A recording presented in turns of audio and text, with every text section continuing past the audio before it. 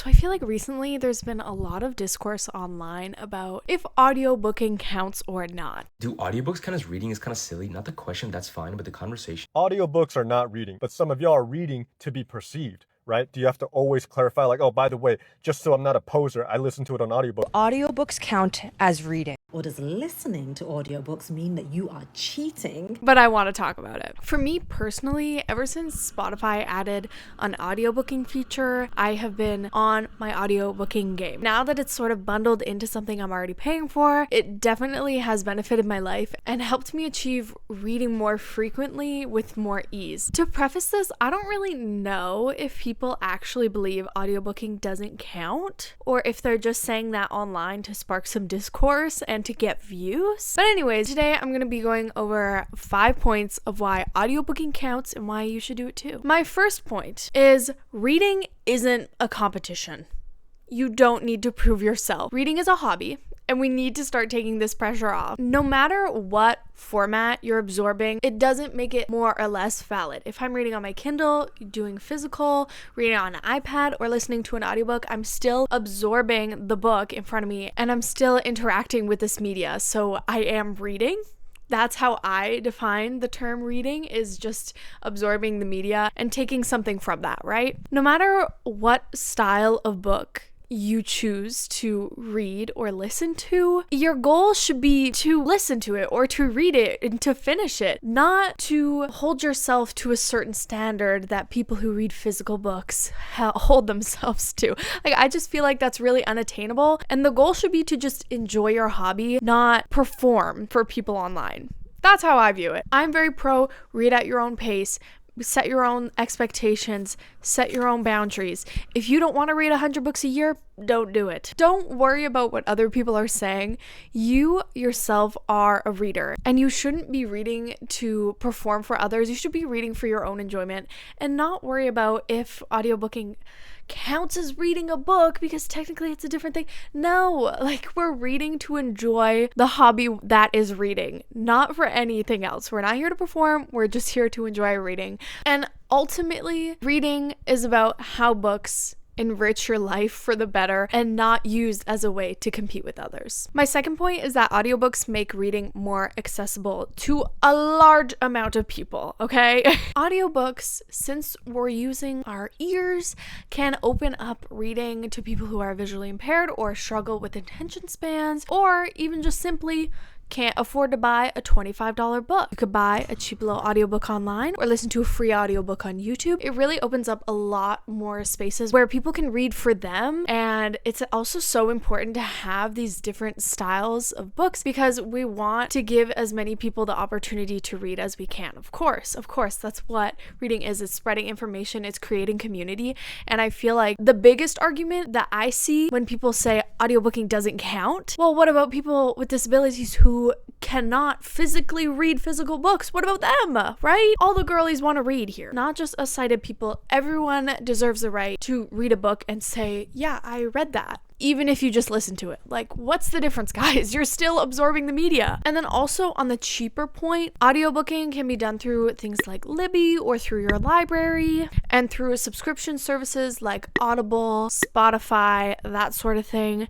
And also, don't quote me on this, but how do we feel about comparing reading an audio file to a physically printed book? Like, I wonder if audiobooks are technically better for the environment in that sense because we're not physically consuming it. But that also begs the question, consumerism in physical media is crazy right now. I see people with ginormous bookshelves, libraries in their own home. That's a little bit of a tangent, but long story short, audiobooks make things accessible, and we love that about them. Number 3 is sort of like a personal tidbit, but I feel like audiobooks can so help me get out of a reading slump. Whenever I feel like a physical book is really draining me and not giving me that spark, that energy that reading usually does, sometimes I can pick it up in audio form, and voila, I'm enjoying the book again. So I also think just having that variety accessible to me has been really helpful, especially if a book is slowing down, or if I want to just simply have my headphones on have someone read to me and have the book in front of me, I find I really struggle with focusing when I'm reading sometimes. So I think sitting down with an audiobook and the book in front of you can be really beneficial. And this is great for the girlies who love to scroll and cannot focus. That's me. And it helps, I swear. So if you ever want to try that, that's my little personal tidbit, little note. Put on an audiobook, have the book in front of you. You seriously like lock in, I feel like, when that happens. Number 4 is comprehension and engagement. I feel like a narrator can really make or break a book, but if I'm reading an amazing audiobook and the narrator is just like absolutely nailing it, I feel like I'm 10 times more immersed in the story and 10 times more likely to want to pick up the book and keep reading. It's so fun when a narrator can like really go all for it for an audiobook, and it's so engaging, and I literally love it so much. And then on another note, I feel like audiobooks do help me comprehend the book a little better, just because in my brain, however my brain works, it's crazy in there, but my brain, like when someone's reading to me, I feel like my brain can spend more time thinking about the story than it is like putting in the effort reading the words on the page. I don't know if that's super weird or what's up with me. Personally, like just tickles a part of my brain that makes reading actually significantly easier than it would be reading a physical book. Oh, additional names of characters and places in fantasy books. I could not survive without audiobooks here. I don't know how to pronounce anything. A guard from the prison named Chaol. I don't know how to pronounce his name. I'm going with Chaol. Chaol? Chaol? Chaol? Oh my gosh, I don't know how to say his name. But that's just for me. I'm sorry. Like, I literally can't pronounce anything in a fantasy. Like, I really could not tell you. And finally, number 5 is multitasking and creating time for your hobbies. Whether I am driving to work, working out, doing a little puzzle, I love to have a little audiobook playing in my ear. Getting 2 birds stoned at once. Wait, what's the actual saying? Killing 2 birds with 1 stone. I am getting through a lovely book which I'm enjoying and I can comprehend while it's being read to me, while I do something fun or boring in front of me and the little audiobook is spicing it up. I love that. And for someone who has like a busy lifestyle, I feel like being able to have the option of putting in an audiobook when you need to clean the house or when you need to pick up and run errands, and just having that option of like, yes, you can enjoy your hobby anywhere you go. Yes, you can just read a book while you're doing some monotonous task, because why not? It's fun. It brings some spark into my life, sparks some joy. It's so great. And I couldn't recommend more to just like throw on a little audiobook the next time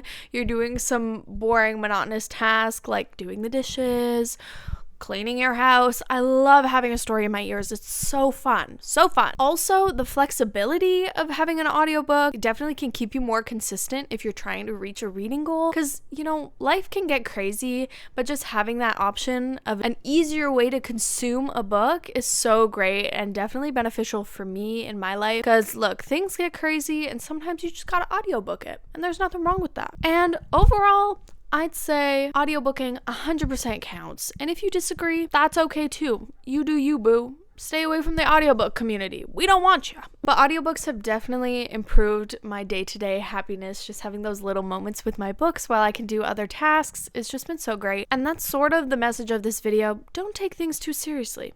You can do whatever you want to do. You don't have to perform to people. You don't have to worry about people's opinions. You can just enjoy your hobby and not worry about it. Let me know your favorite audiobook in the comments below. I want to get to know some narrators that do like a really good job and follow their journey doing audiobooks, because I feel like that could be really fun and not the first thing you think of when you think of audiobooks. So if there's any really good ones, let me know in the comments below. But with all that being said, thanks so much for making it to the end, guys. If you like this video, like, comment, subscribe. It really helps me out. Additionally, I have a Substack, which is always linked below if you want to check it out. And I hope you guys have a good rest of your day. Bye!